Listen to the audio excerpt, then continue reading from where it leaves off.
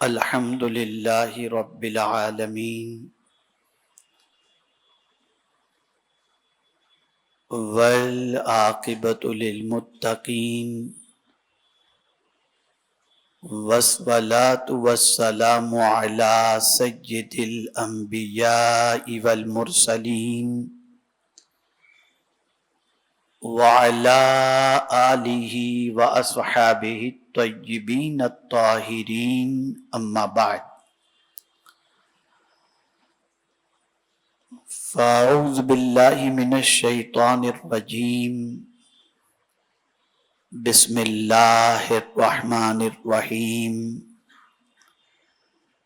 یا ایہا الذین آمنوا ارکعوا واسجدوا واعبدوا ربکم وفعلوا الخیر لعلکم تفلحون صدق اللہ العظیم۔ الصلاۃ والسلام علیک یا رسول اللہ، الصلاۃ والسلام علیک یا حبیب اللہ، الصلاۃ والسلام علیک یا نبی اللہ، الصلاۃ والسلام علیک یا نور اللہ، وعلی آلک واصحابک یا حبیب اللہ، صلی اللہ تعالی علیہ وسلم۔ میرے پیارے آقا صلی اللہ تعالی علیہ وسلم کے پیارے دیوانوں،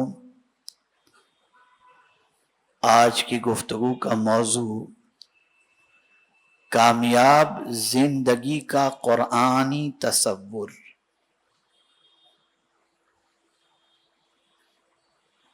مجھے خوشی ہے کہ آپ وقت سے پہلے ہفتہ واری اجتماع میں پہنچے ہوئے بھی ہیں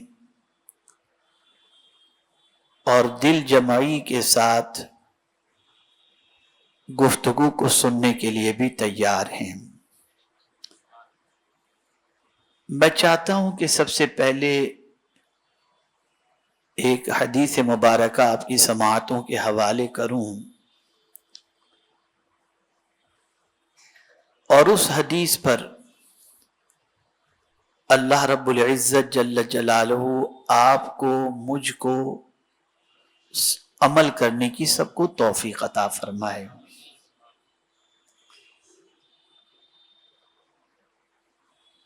آپ اور ہم نماز اس لیے پڑھتے ہیں کہ اللہ رب العزت جل جلالہ ہمارا خاتمہ ایمان پر فرمائے، ہمیں جنت عطا فرمائے۔ روزے، حج، عبادات، ان ساری چیزوں کا مقصد حصول جنت ہوتا ہے اور دخول جنت ہوتا ہے، اور یہ سب چیزیں کرنی چاہیے، نماز بھی پڑھنا چاہیے، روزہ بھی اور ساری عبادات بھی۔ لیکن ایک حدیث مبارکہ آپ سماعت فرمائیں۔ آقائے کریم رؤوف الرحیم علیہ التحیۃ والتسلیم نے ارشاد فرمایا، من صلی علی فی یوم 1000 مرات، جو شخص دن میں مجھ پر 1000 مرتبہ درود پڑھے۔ کتنی مرتبہ؟ جو شخص دن میں 1000 مرتبہ درود پڑھے، اسے اس وقت تک موت نہیں آئے گی جب تک کہ جنت میں وہ اپنا ٹھکانہ نہ دیکھ لے۔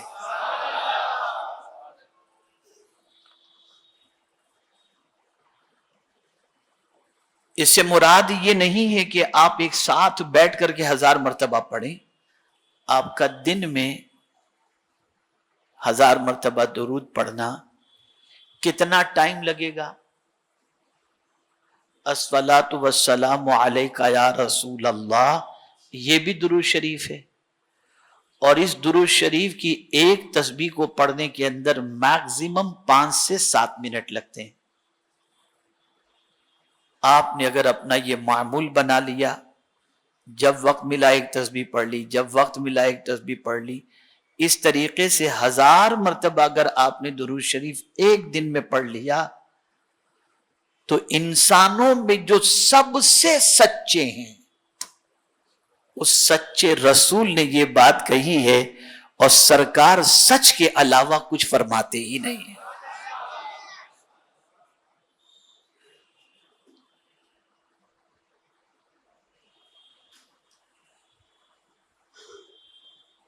چونکہ ماہ محرم کی پہلی تاریخ سے ہم نے ایک سلسلہ تقریباً جگہوں پر بیان میں شروع کیا ہے کہ ہر گھر کا فرد، بچہ ہو، بوڑھا ہو، مرد ہو، عورت ہو، جوان ہو، سب یہ معمول بنا لیں کہ روزانہ 100 مرتبہ درود شریف اور 100 مرتبہ استغفار پڑھیں گے، اور ٹوٹل دونوں کو پڑھنے کے اندر 15 منٹ لگتے ہیں کم و بیش۔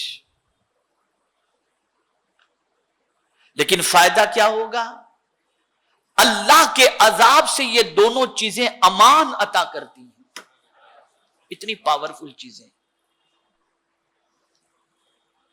اور اگر آپ نے اپنی نسلوں کے اندر اس چیز کو جاری کر دیا، وہ ان کی نسلوں میں انشاءاللہ یہ سلسلہ جاری و ساری رہے گا۔ اب آئیے کامیاب زندگی کا قرآنی تصور، اس کے بارے میں ہم سمجھتے ہیں۔ میں چاہوں گا کہ آج کی گفتگو کو پوری توجہ کے ساتھ آپ سنیں۔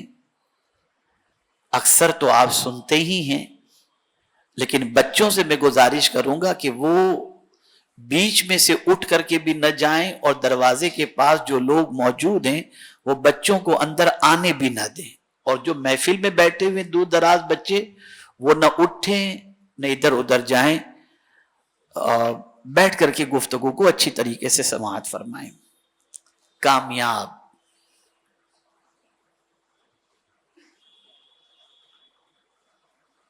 ہر ایک کی کامیابی کی سوچ الگ ہے۔ ایک ننھے سے بچے سے، جو 3 سال کا بچہ ہے، اس سے اگر آپ پوچھیں کہ بیٹا تم کس چیز کو کامیابی سمجھتے ہو، تو اول تو اس کے پاس اتنا شعور نہیں کہ وہ کامیابی کے مفہوم کو سمجھ سکے،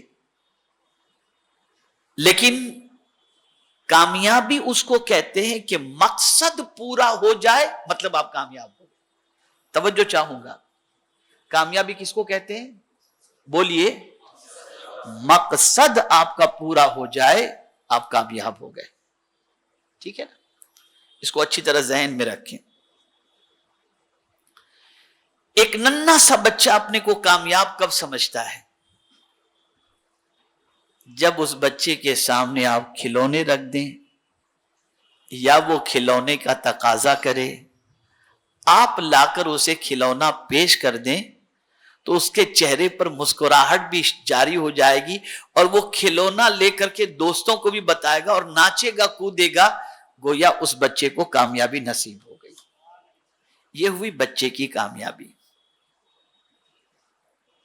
ایک اسٹوڈنٹ کی نظر میں کامیابی کیا ہے؟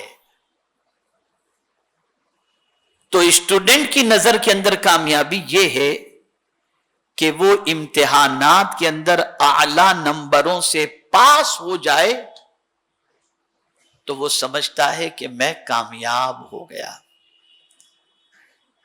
اور جب وہ اعلی نمبروں سے پاس ہو کر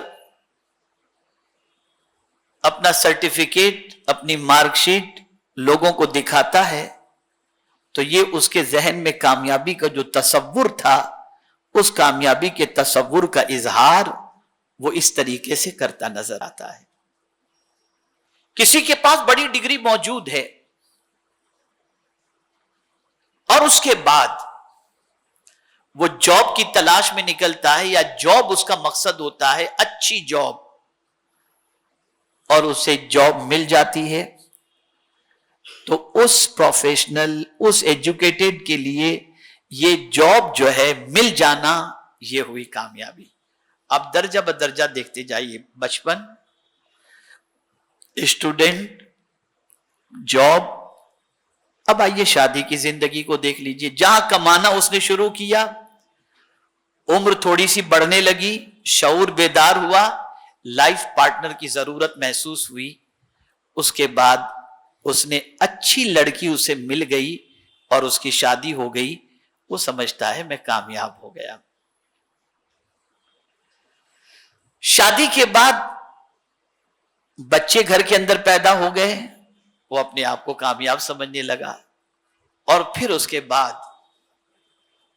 جب بچوں کی عمر بڑھنے لگی، ایجوکیشن ان کا اچھا ہونے لگا، ایجوکیشن کے پیچھے اس نے محنت کی، اور پھر یہ بچے اچھی تعلیم حاصل کر کے بڑے ہو گئے، وہ سمجھتا ہے میں کامیاب ہو گیا۔ اچھی رہائش مل گئی، کامیاب ہو گیا۔ اگر بچیاں پیدا ہوئی ہیں اور بچی شانی ہو گئی، اچھا رشتہ مل گیا، شادی ہوئی، وہ سمجھتا ہے میں کامیاب ہو گیا۔ بچی کا رشتہ طے ہو گیا، اچھا داماد مل گیا، آدمی سمجھتا ہے میں کامیاب ہو گیا۔ اس طریقے سے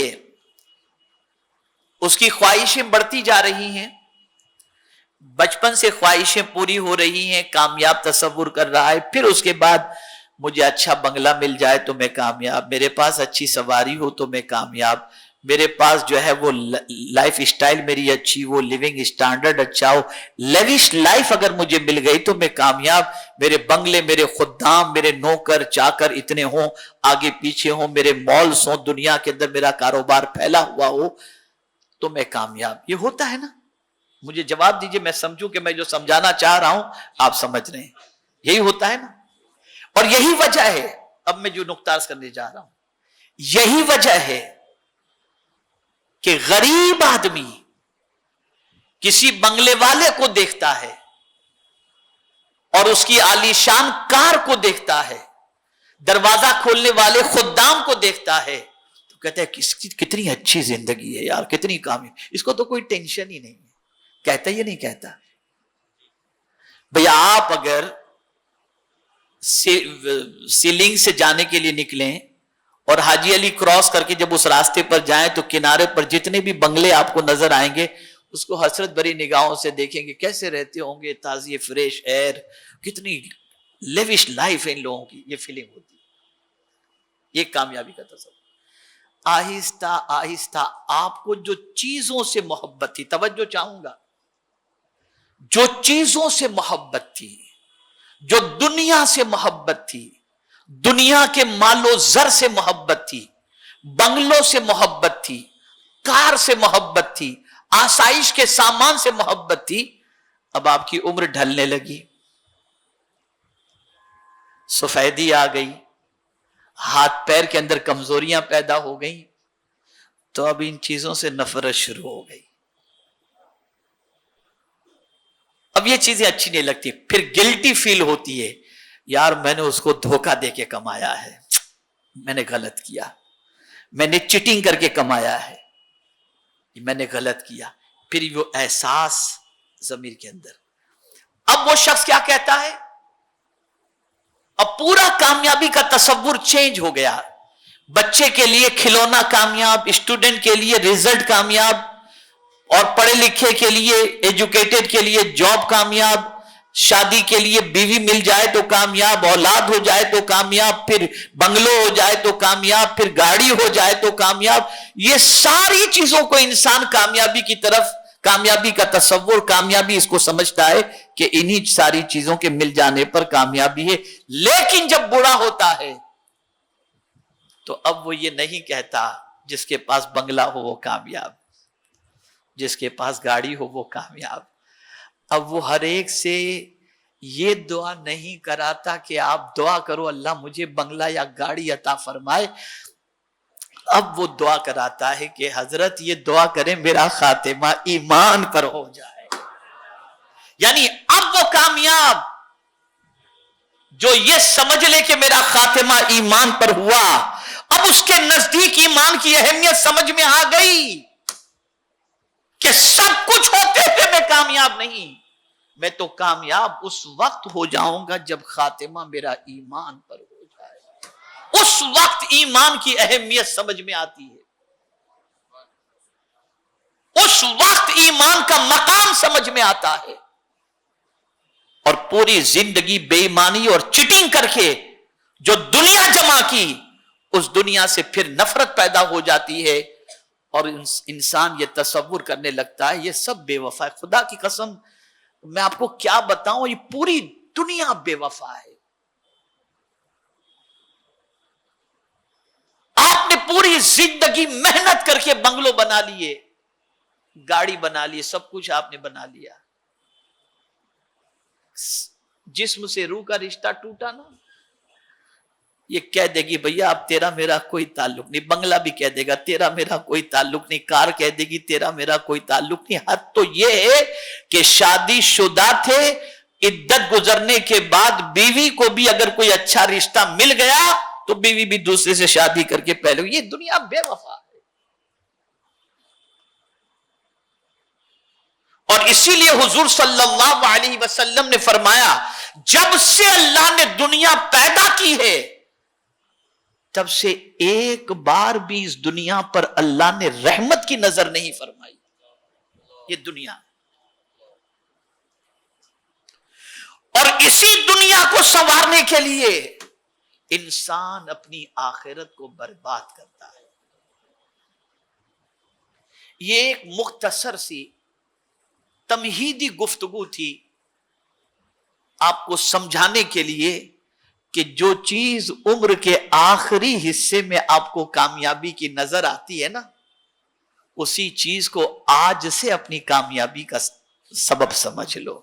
اسی چیز کو اب میں قرآن کی روشنی میں سمجھاؤں تاکہ آپ سمجھ سکیں. انسان نسیان سے بھی بنا ہے اور انس سے بھی بنا ہے. اگر انسان نسیان سے بنا تو اس کا معنی ہوتا ہے بھولنا. انسان بھلکڑ ہے، بھلکڑ ہے انسان. اور انس سے اس کے معنی محبت. تو آپ دیکھتے ہیں کہ انسان انسان سے محبت کرتا ہے. تو بھولنا انسان کی فطرت ہے. یہ تو میرے مصطفیٰ جان رحمت صلی اللہ علیہ وسلم کی شان ہے کہ جب رب نے قرآن نازل فرمایا اور حضور صلی اللہ علیہ وسلم جلدی جلدی پڑھنے لگے تو رب نے فرمایا سَنُقْرِئُكَ فَلَا تَنْسَى، ان قریب میرے محبوب ہم آپ کو ایسا پڑھائیں گے کہ کبھی آپ بھولیں گے ہی نہیں.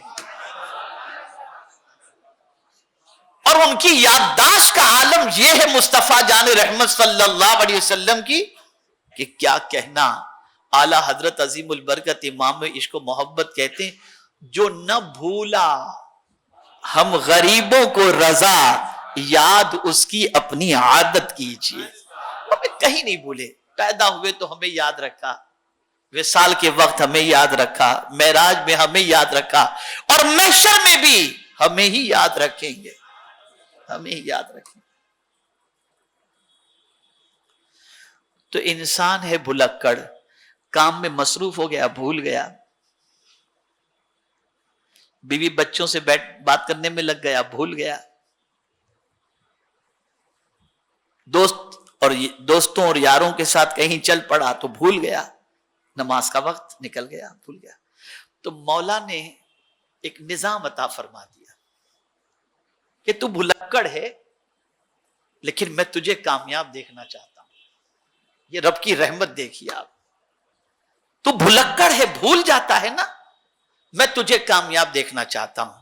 تو بندے سن، میں دن میں 5 مرتبہ مؤذن سے پکارنے کے لیے کہوں گا کہ وہ تجھے پکار کر کے کہے کہ کامیابی کہاں ہے. تو مؤذن کہتا ہے حی علی الفلاح، حی علی الفلاح، آؤ کامیابی کی طرف، آؤ کامیابی کی طرف۔ دنیا کی کامیابی بھی نماز میں اور آخرت کی کامیابی بھی نماز کے اندر۔ تو مولا کامیابی کی طرف بلا رہا ہے۔ اور کچھ لوگ ہیں جو نماز چھوڑنے میں کامیابی سمجھتے ہیں کہ گاہک چلا جائے گا، اور سمجھتے ہیں کہ کامیابی اس میں نہیں۔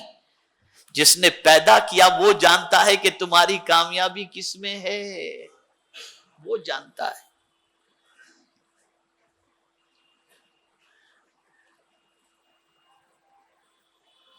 تو کامیابی کا یہ مختصر سا تصور آپ کے سامنے میں نے پیش کیا۔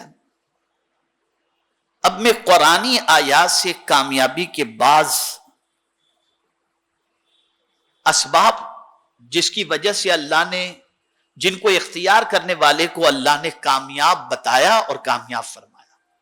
کون ہے جسے اللہ کامیاب فرماتا ہے؟ آپ نے اپنی سوچ سے تو کامیاب اپنے آپ کو بنا لیا ہوگا، بہت نام ہو گیا، کامیاب سمجھ لیا اپنے آپ کو، بہت دولت ہو گئی، کامیاب اپنے آپ کو سمجھ لیا۔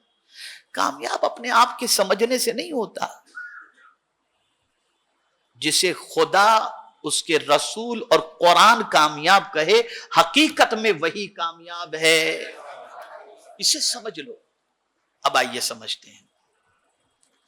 میرے پیارے آقا صلی اللہ تعالی علیہ وسلم کے پیارے دیوانوں،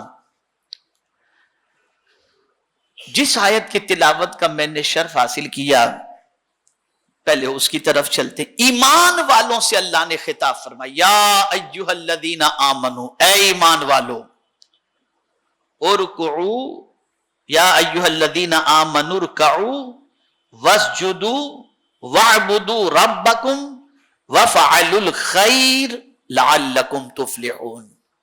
اچھی طرح سے ذہن میں رکھیے، 4 چیزوں کا ذکر ہے اس میں۔ اے ایمان والو، رکوع کرو، کیا کرو؟ اور سجدہ کرو، اور اپنے رب کی بندگی کرو، اور بھلے کام کرو، اس امید پر کہ تمہیں چھٹکارا ہو۔ کس چیز سے چھٹکارا؟ ناکامی سے چھٹکارا ہو اور کامیابی سے ہمکنار ہو جاؤ، جہنم سے چھٹکارا ہو اور جنت کے حقدار بن جاؤ۔ پہلی چیز کا حکم ہوا رکوع کا۔ رسول اعظم صلی اللہ علیہ وسلم کی امت سے پہلے جو نماز تھی اس میں رکوع بھی نہیں تھا، سجدہ بھی نہیں تھا، لیکن آقا کریم صلی اللہ علیہ وسلم کو جو تحفہ نماز عطا کیا گیا، بلکہ اسلام کے اول عہد میں بھی نماز بغیر رکوع و سجود کی تھی، پھر نماز میں رکوع اور سجود کا حکم عطا فرمایا۔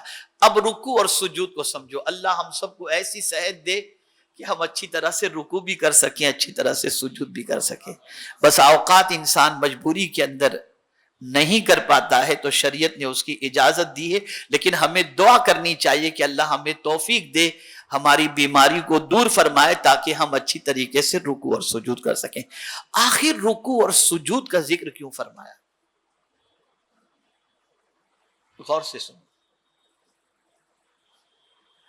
رکوع میں آدمی کیا کرتا ہے؟ جھکتا ہے نا، بتائیے، اس کی کمر جھک جاتی ہے نا۔ کس کے سامنے جھکتا ہے؟ بولیے، اللہ کے سامنے۔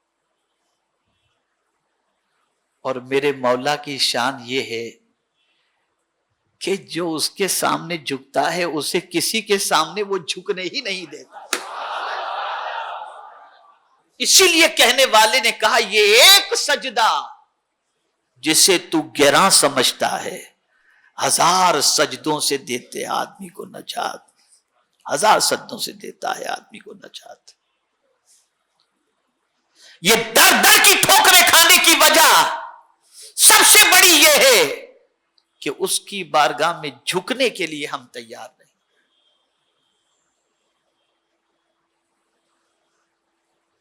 رکوع میں ایک عاجزی ہے، آپ خدا کے سامنے جھک گئے تو آپ کی کمر جھکی، لیکن ابھی آپ کا سر جیسا جھکنا چاہیے نہیں جھکا. اس کے بعد سجدے میں آپ جاتے ہیں, رکوع کے بعد کھڑے ہوئے قوما, اس کے بعد سجدے میں. آپ جب سجدے میں آپ چلے گئے تو ایک سوال میں آپ سے پوچھنا چاہتا ہوں. آج کل خود ہم لوگوں کی پوزیشن بڑی عجیب ہو گئی ہے. ابھی اجمیر مقدس میں حاضری کی سعادت اجمیر مقدس نصیب ہوئی. حضرت ایک منٹ, حضرت سیلفی کھینچنے کے لیے. پہلے لوگ دعائیں کرواتے تھے, اب سیلفی. چلو تو فوٹو ادھر, فوٹو ادھر, فوٹو, یہ سب چیزیں چل رہی. پھر یہ کیا کرتے ہیں, لوگوں کو دکھاتے ہیں. حضرت سے میں مل کر کے آیا, یہ دیکھو فوٹو, حضرت کے ساتھ میری تصویر. تو آدمی اس کو کامیابی سمجھتا ہے.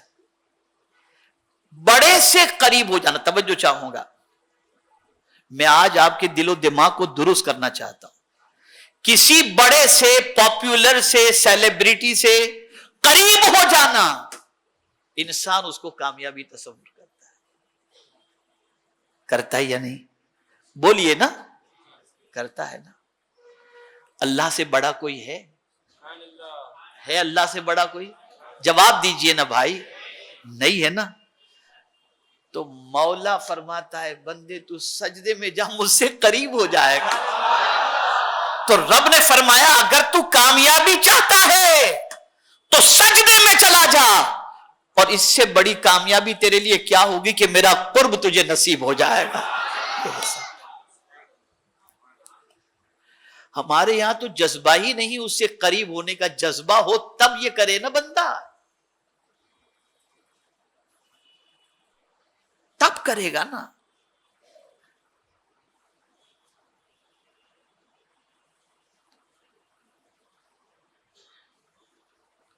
اور یہی وجہ ہے کہ اولیاء کرام علیہم الرضوان کا معاملہ یہ تھا,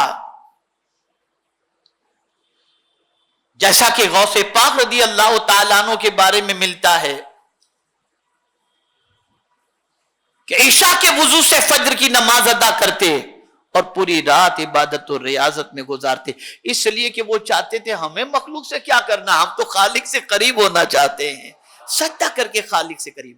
اور اسی لیے اللہ نے اپنے قرب کے نسخے میں جو نسخہ عطا فرمایا, حدیث قدسی کے اندر ہے کہ کثرت نوافل کے ذریعے بندہ مجھ سے اتنا قریب ہو جاتا ہے کہ میں اس کا ہاتھ بن جاتا ہوں جس سے وہ چھوتا ہے, میں اس کا کان بن جاتا ہوں جس سے وہ سنتا ہے, میں اس کی زبان بن جاتا ہوں جس سے وہ بولتا ہے, میں اس کی آنکھ بن جاتا ہوں جس سے وہ دیکھتا ہے. کیا سوچ ہو چکی ہے. یہ سیٹھیے سے قریب, یہ سرمایہ دار سے قریب, اور بسا اوقات قریب ہونے کے لیے انسان اپنے نام اعمال میں اتنے گناہ جمع کر لیتا ہے کہ ان گناہوں کی بنیاد پر اللہ سے اس کا فاصلہ بڑھ جاتا ہے, فاصلہ بڑھ جاتا ہے. تو قرآن مقدس میں اللہ عز و جل نے ایمان والوں سے جو فرمایا, یا ایھا الذین آمنوا ارکعوا واسجدوا, اے ایمان والو رکوع کرو اور سجدہ کرو. سجدے میں چونکہ ہاتھ بھی بچھ جاتا ہے, سر بھی جھک جاتا ہے, پیشانی, ناک, پیر سب بچھ جاتے ہیں, اور مولا کو یہ بچھنا بہت پسند ہے کہ یہ میرا کیسا بندہ ہے کہ پورے وجود کو میرے سامنے جھکا دیا. اور پھر جا کر کہتا کیا ہے, تسبیح کا بھی آپ نے جائزہ لیا؟ جو تسبیح آپ سجدے میں پڑھتے ہو کبھی اس تسبیح کا جائزہ لیا آپ نے؟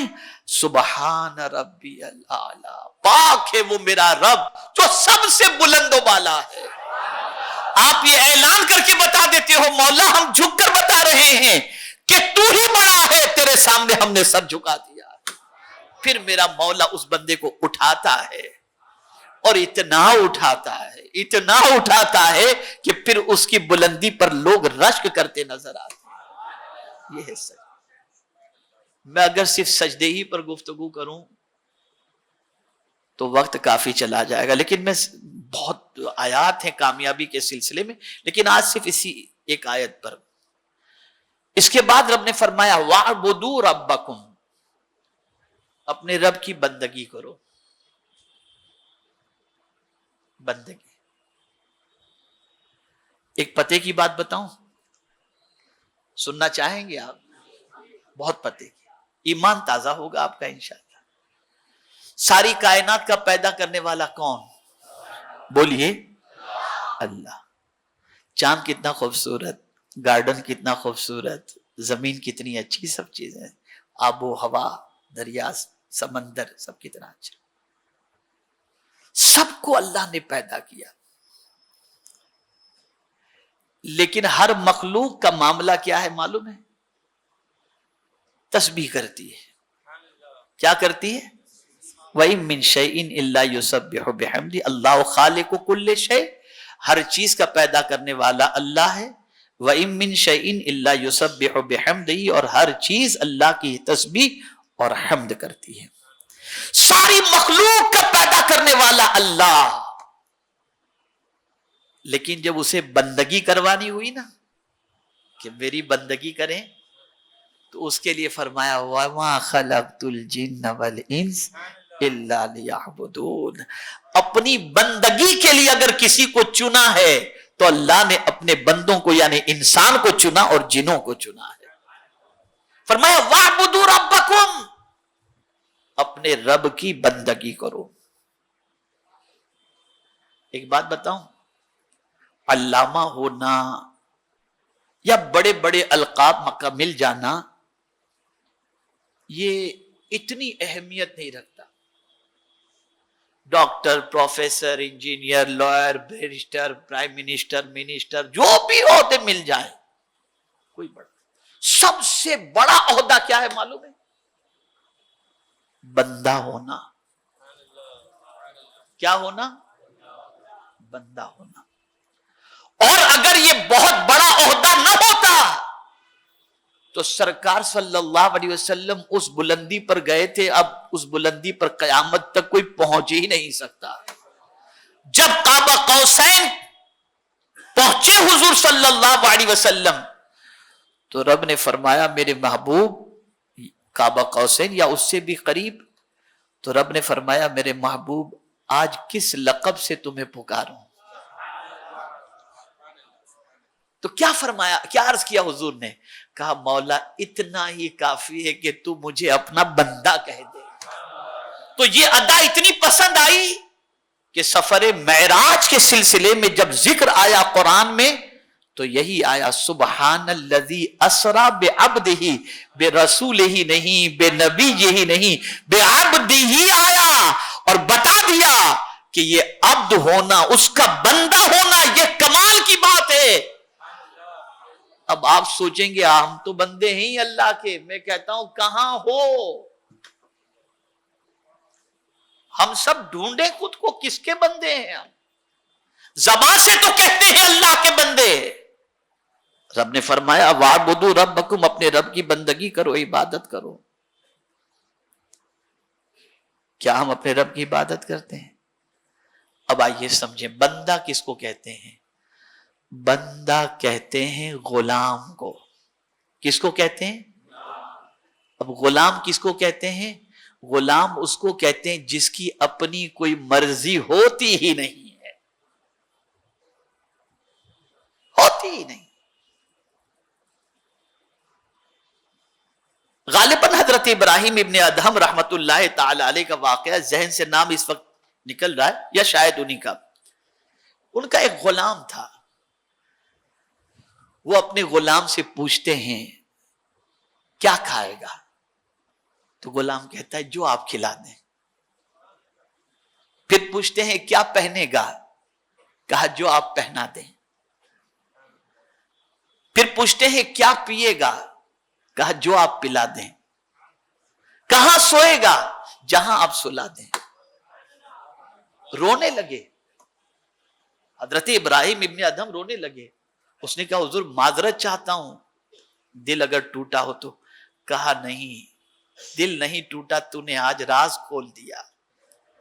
جس طرح تو میرا غلام ہو کر میں جو کھلاؤں وہ کھانے کو تیار, جو پلاؤں پینے کو تیار, تیری اپنی کوئی مرضی نہیں. میں بھی کاش اپنے رب کا ایسا ہی غلام بن جاؤں کہ اپنی مرضی ختم کر دوں, جو اس کی مرضی ہے اس میں میں راضی رہوں. اس تصور نے مجھے رلا دیا. صحابہ کرام کو رضی اللہ عنہم ورضوا عنہ کیوں کہا جاتا ہے؟ اللہ ان سے راضی اور وہ اللہ سے راضی اس لیے کہ وہ اپنی مرضی پر نہیں چلتے تھے, خدا کی مرضی کے مطابق زندگی گزارتے تھے. یہ ہے سمجھنا. ہماری مرضی ہم کو مارے ڈالی ہے, پوری ایک دم ختم کر ڈالی ہے. ہماری مرضی نے ہم کو تباہ کر ڈالی. ایسے ارمان اور ایسی مرضی کے ہر ارمان پر جان نکل جاتی ہے, اور ایک ارمان کے پورے کرنے میں نہ جانے کتنے گناہوں کا بوجھ ہم اپنے سر پر لیے گھومتے ہیں. تو رب فرماتا ہے وَاعْبُدُوا رَبَّكُمْ, اپنے رب کی بندگی کرو, اس کا حکم مانو, اس کے سامنے جھکو, اس کی خوشی میں خوش رہو.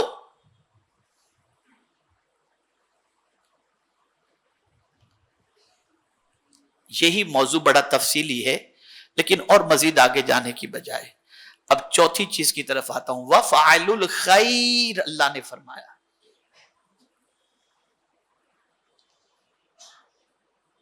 اور بھلے کام کرو. کون سے کام کرو؟ بھلے کام کرو.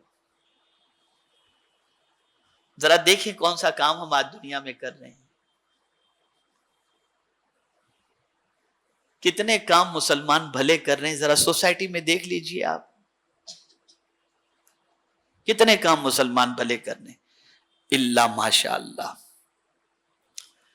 جتنے کام بھی اس وقت مسلمان کر رہے ہیں الا ماشاء اللہ, سب کی بات نہیں کرتا, سب برے ہی کام کر رہے ہیں. جیل میں سب سے زیادہ مسلمان, ڈرگز کے کاروبار میں, شراب, جوا, چیٹنگ, یہ سب ساری چیزوں کو آپ دیکھ لیجئے. الا ماشاء اللہ ایک بڑی تعداد اس کے اندر ملے گی آپ کو. اور پھر کہتے کیا ہے کامیابی. اب ایک چیز بتاؤں آپ کو, بہت اہم نکتہ عرض کر رہا ہوں, زندگی بھر یاد رکھیے گا.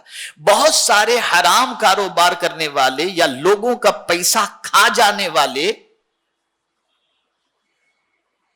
عمرہ کو جاتے ہیں, حج کو جاتے ہیں اور غریبوں کو بھی بانٹتے ہیں, یہ سوچ کر غریبوں کو بانٹتے ہیں کہ اس نیکی پر شاید اللہ ہمارے گناہ معاف فرما دے. اب سن لو, دے رہے ہو حرام کمائی کا پیسہ, توجہ چاہوں گا جو نکتہ عرض کرنا چاہ رہا ہوں, دے رہے ہو حرام کمائی کا پیسہ اور سوچتے ہو اللہ قبول کر لے. ارے جس حرام کو اللہ نے تمہارے لیے پسند نہیں کیا, اپنے لیے کیا پسند کرے. جس حرام کو اللہ نے تمہارے لیے پسند نہیں کیا کہ تم کھاؤ, اس حرام کو تم اللہ کے نام پر دے رہے ہو, تو اللہ اسے کیسے قبول فرمائے گا. سوچو. وَفَعَلُ الْخَيْرِ, بھلے کام کرو. یہ بھی تفصیلی گفتگو ہے. اگر لفظ خیر پر گفتگو کی جائے تو ہر چیز میں خیر ہی خیر کے سلسلے میں قرآنی آیات اور احادیث کے اندر جو چیزیں مل رہی ہیں اس پر میں آپ کو گفتگو کر سکتا ہوں. یہ بھی ایک تفصیلی الگ ٹاپک ہے, لیکن مجھے کامیابی کی طرف یہاں تک آ گیا.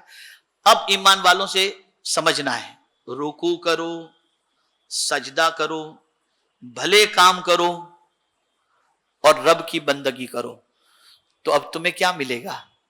کامیابی مل جائے گی. کیا مل جائے گا؟ کامیابی سے تم ہمکنار ہو جاؤ گے.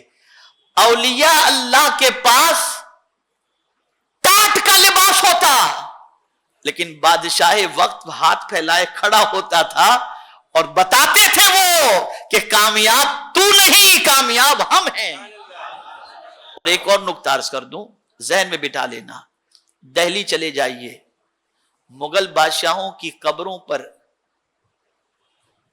کبوتر کی بیٹ پڑی ہوگی اور خواجہ کے آستانے پر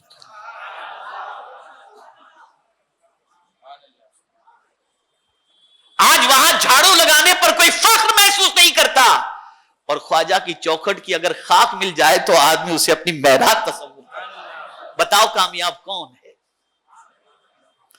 تصور چینج کرو، سوچ چینج کرو۔ اب آخری ایک بات عرض کر دوں جو آپ کے ایمان کو مزید تازگی عطا کر دے گی، اور انشاءاللہ میں کوشش کروں گا کہ اسی کامیابی کے تصور کو اور آگے بڑھاؤں، اس لیے کہ اتنی آیات ہیں کہ کامیابی کے سلسلے میں، کامیاب زندگی کے سلسلے میں، کہ میں بتا نہیں سکتا، لیکن ایک بات میں نے آج ذہن میں بٹھا لی تھی کہ یہ میں ضرور عرض کروں گا تاکہ صحابہ کی کامیابی کی سوچ آپ کی سمجھ میں آ جائے۔ ام المؤمنین حضرت عائشہ صدیقہ رضی اللہ تعالی عنہا سرکار صلی اللہ علیہ وسلم کے پاس حاضر ہوتی ہیں ایک جنگ کے میدان سے۔ اس میدان میں ایک صحابی زخموں سے نڈھال موجود تھے، روح نکلنے کے قریب تھی، اور ایسے عالم میں یا رسول اللہ یا رسول اللہ یا رسول اللہ پکار رہے تھے۔ ام المؤمنین جلدی جلدی حضور کے پاس پہنچی، سرکار صلی اللہ علیہ وسلم تشریف فرماتے، عرض کرتی یا رسول اللہ صلی اللہ علیہ وسلم، آپ کا ایک غلام جانکنی کے عالم میں ہے، روح کفش انصری سے پرواز کرنے والی ہے، اور اس موقع پر حضور آپ کو وہ یاد کرتا ہے۔ فرمایا گیا کہ سرکار صلی اللہ علیہ وسلم کے دوش مبارک پر، کاندھے مبارک پر چادر تھی، سرکار صلی اللہ علیہ وسلم جلدی سے اٹھے اور اس طرف جب بڑھے تو چادر زمین سے گھسیٹ رہی تھی، جلدی جلدی پہنچے۔ جب اس کے قریب، ان صحابی کے قریب پہنچے ان کے قریب، تو تعظیم کے لیے وہ کھڑا ہونا چاہتے تھے، لیکن جسم میں اتنا خون نہیں تھا، نہ طاقت تھی کہ وہ کھڑے ہو سکیں۔ توانائی جمع کرنے کی کوشش کر کے تھوڑے سے اٹھے، اتنے میں حضور ان کے قریب پہنچ گئے، اور سرکار صلی اللہ علیہ وسلم نے اپنے صحابی کا سر اپنی گود میں لے لیا، اپنی گود میں لیا، بالوں پہ ہاتھ پھیرا، اور صحابی ٹک ٹکی باندھ کے حضور کو دیکھ رہے ہیں۔ بس روح پرواز ہونے کو ہے، اور وہ صحابی کی زبان پر کیا تھا معلوم ہے؟ فزت برب الکعبہ، رب کعبہ کی قسم میں کامیاب ہو گیا۔ ہم تمنا کرتے ہیں کہ مدینے میں موت ہو تو کامیابی ہے، اس صحابی کی قسمت پر قربان جائیے کہ جمال مصطفیٰ دیکھ رہے ہیں اور روح پرواز کر رہی ہے۔ یہ ہے کامیابی۔ کامیابی کے تصور کو، کامیابی کی سوچ کو، کامیابی کی فیلنگ کو چینج کرو۔ یہ سب فنا ہو جانے والی چیزوں کے بارے میں اتنا نہ سوچو، یہ تو پیدا ہی کی گئی ہیں ہمارے لیے۔ آپ قطعی طور پر یہ نہ سمجھنا کہ میرے کہنے کا یہ مقصد ہے کہ آپ اچھا گھر نہ لیں، اچھی گاڑی نہ لیں، اچھی طریقے سے اپنی زندگی نہ گزاریں، نہیں، یہ مل جائے تو اسے کامیابی مت سمجھنا، سجدے کی توفیق مل جائے تو کامیابی سمجھنا، اس لیے کہ اس کے ملنے کے بعد سجدے چھوٹ جاتے ہیں، اس کے ملنے کے بعد نمازیں چھوٹ جاتی ہیں، اس لیے اس کے ملنے کو کامیابی نہ سمجھنا۔ میرے پیارے آقا صلی اللہ تعالی علیہ وسلم کے پیارے دیوانوں، انہی کلمات خیر پر میں اپنی گفتگو کو ختم کرتا ہوں، اور معذرت چاہتا ہوں، شاید انشاءاللہ آئندہ ہفتے میں آپ کے سامنے خطاب نہ کر سکوں غیر حاضری کی بنیاد پر، لیکن انشاءاللہ اس کے بعد والے سیٹرڈے کو، یعنی میرا خیال ہے کہ 3 تاریخ شاید ہوگی، 3 تاریخ کو انشاءاللہ 3 سپٹمبر کو میں آپ کے سامنے پھر حاضر ہوں گا، اور انشاءاللہ اسی موضوع پر گفتگو کرنے کی سعادت حاصل کروں گا۔ آپ جس طرح سے آج بڑی دل جمعی کے ساتھ بڑی تعداد میں تشریف لائے ہیں، ہر ہفتے تشریف لائیں، یہاں بیان کرنے والا کوئی بھی ہو، جو بھی بیان کرے گا اللہ اور اس کے رسول کی بات ہی تو بتائے گا نا، تو سننے کے لیے آپ تشریف لایا کریں۔ اللہ تعالیٰ مجھ سے، آپ سے، سب سے وہ کام لے جس سے اللہ اور اس کے رسول جل جلالہ و صلی اللہ علیہ وسلم راضی ہو جائیں۔ وَمَا عَلَيْنَا إِلَّا الْبَلَاغُ الْمُبِينُ۔ السلام علیکم ورحمۃ اللہ وبرکاتہ۔